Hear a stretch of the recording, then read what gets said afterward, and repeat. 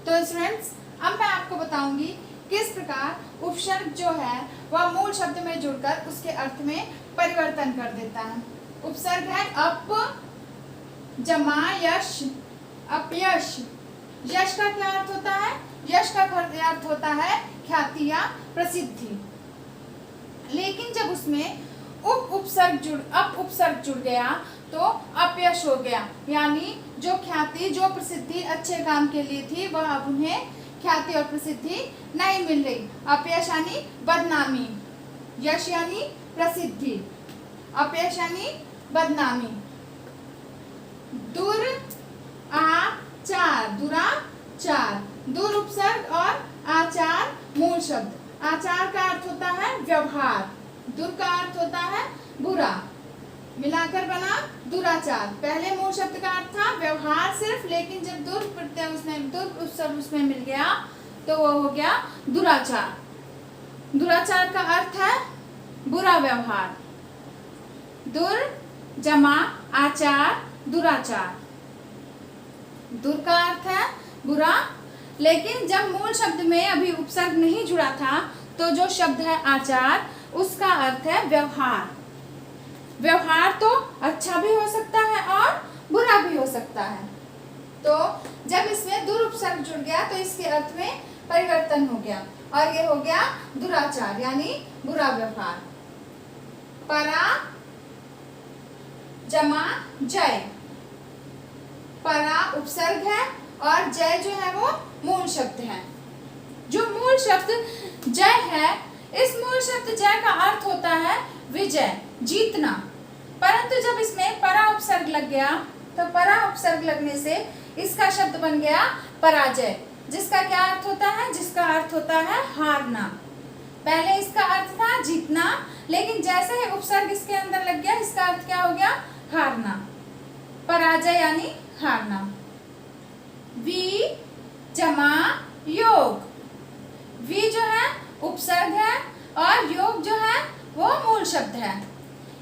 मूल शब्द का क्या अर्थ है? योग का जोड़ना, इकट्ठा करना। लेकिन जैसे ही उसमें उपसर्ग वी जुड़ गया और शब्द बन गया वियोग। वियोग का अर्थ होता है दूर रहना। वियोग का क्या अर्थ होता है? दूर होना, पिछड़ना। योग का अर्थ तो था जोड़ना, परंतु जैसे ही वी उपसर्ग उसमें लग गया शब्द बन गया वियोग। वियोग क्या क्या अर्थ हो गया? वियोग का अर्थ हो गया बिछड़ना, दूर होना। सु उपसर्ग है, कर्म मूल शब्द है। जब कर्म का क्या अर्थ होता है? कार्य, किसी भी तरह का कर्म जो है वो कार्य जो है वो कर्म की श्रेणी में आता है। परंतु जब इसमें सु उपसर्ग लग गया तो सु उपसर्ग के लगने से ये हो गया सुकर्म। और सुकर्म शब्द का क्या अर्थ होता है? अच्छे कर्म। सुकर्म शब्द का क्या अर्थ होता है? अच्छे कर्म। सु उपसर्ग लगने से कर्म के अर्थ में परिवर्तन आ गया और उपसर्ग और मूल शब्द बनकर सुकर्म बने, जिसका अर्थ हुआ अच्छा कर्म, अच्छे कार्य। क्योंकि कर्म का अर्थ पहले क्या था? सिर्फ कार्य, लेकिन जैसे ही सुकर्म जुड़ा अच्छा कार्य, यानी उपसर्ग में मूल शब्द में जुड़कर उसके अर्थ में परिवर्तन ला दिया। अर्ध उपसर्ग है और पक्का जो है वो मूल शब्द है। मूल शब्द का क्या अर्थ होता है? पक्का यानी पूरी तरह पका हुआ। लेकिन जैसे ही उसमें अर्ध उपसर्ग जुड़ता है उसका क्या अर्थ बन जाता है? अर्ध पका यानी आधा पका। शब्द क्या बना? अर्ध पका, यानी जो आधा पका है। इससे पहले मूल शब्द का अर्थ क्या था? पका हुआ। लेकिन जैसे ही इसमें उपसर्ग जुड़ गया अर्ध, इसका क्या अर्थ हो गया? अर्ध पका, आधा पका हुआ। अर्थ में परिवर्तन आ गया। वध उपसर्ग है, सूरत मूल शब्द है। सूरत का क्या अर्थ होता है? सूरत अच्छी भी होती है और सूरत बुरी भी हो सकती है। इसलिए यहाँ पर सूरत जो है वो दोनों ही बातों को प्रयोग में लाया जा सकता है। परंतु जैसे ही इसमें बद उपसर्ग जुड़ता है इसका क्या अर्थ हो जाता है? बद सूरत यानी गंदी सूरत, ऐसी सूरत जो अच्छी नहीं है, जो सुंदर नहीं है, वो बद सूरत। जैसे उपसर्ग मिला सूरत में तो सूरत का जो अर्थ है वो बदल गया और बद सूरत में बदल गया। बद सूरत का अर्थ हो गया गंदा चेहरा या अच्छी शक्ल वाला नहीं। क उपसर्ग है, पूत मूल शब्द है। पूत का अर्थ होता है पुत्र, परंतु पुत्र किसी भी तरह के पुत्र, अच्छे भी पुत्र और बुरे भी पुत्र हो सकते हैं। परंतु जैसे इसमें क उपसर्ग जुड़ गया तो इसका अर्थ क्या हो गया? कपूत। कपूत का क्या अर्थ हो गया? बुरा पुत्र, जिसका व्यवहार बुरा है, जो सपूत नहीं है, जो अच्छा नहीं है, सद्व्यवहार वाला नहीं है, बुरे व्यवहार वाला है, बुरा व्यवहार करता है, वो कपूत। अब तक सिर्फ मूल शब्द का अर्थ था पूत यानी पुत्र, लेकिन जैसे ही इसमें क उपसर्ग जुड़ गया, ये क्या हो गया? कपूत, यानी इसका अर्थ परिवर्तन हो गया। और इसका अर्थ परिवर्तन हो गया, क्या हो गया? बुरा व्यवहार करने वाला पुत्र, कुपुत्र, सॉरी कपूत। कपूत यानी जो पुत्र या जो पूत अच्छा नहीं है। इसका विलोम होता है सपूत यानी अच्छा पुत्र। पर कपूत क्या है? बुरे व्यवहार वाला है, तो बुरा पुत्र। हम एक बार इसे फिर दोहराएंगे। उपसर्ग यानी जो मूल शब्द के आगे जुड़ता है और अर्थ में परिवर्तन कर देता है। अप जो है दुर, अप, दुर, परा, वी, सु, अध, वद, बद और क, ये सभी हैं, इनका कोई अपना अर्थ नहीं है। ये जब मूल शब्द में जुड़ेंगे तभी इनका अपना एक अर्थ निकलेगा। ये अभी अपने अर्थ में नहीं हो सकते। मैंने आपको बताया था उपसर्ग क्या होते हैं। उपसर्ग होते हैं ऐसे शब्दांश जो मूल शब्द के आगे जुड़ते हैं। शब्दांश यानी शब्द का एक भाग, और शब्दांश का अपना कोई अर्थ नहीं होता, वह मूल शब्द के साथ जुड़कर ही उसका अर्थ बनता है।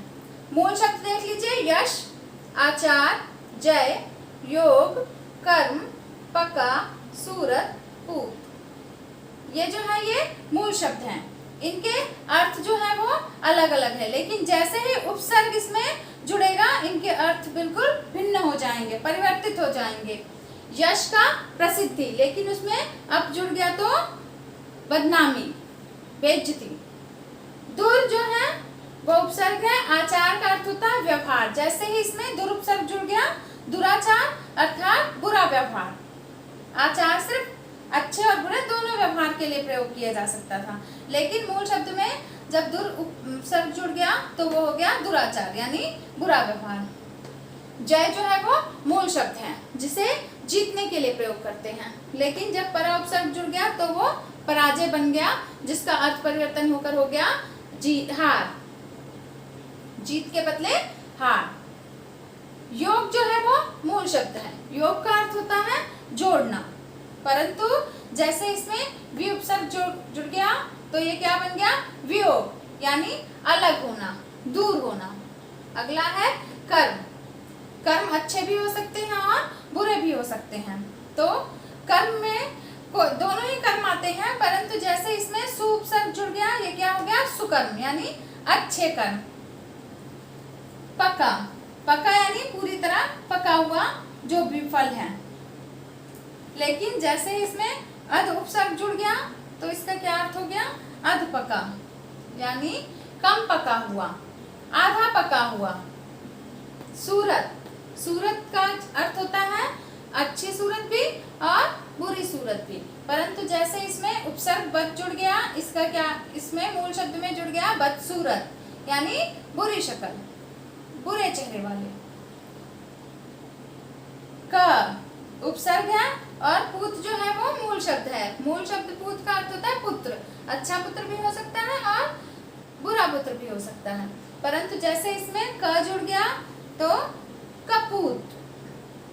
कपूत का क्या अर्थ हो गया?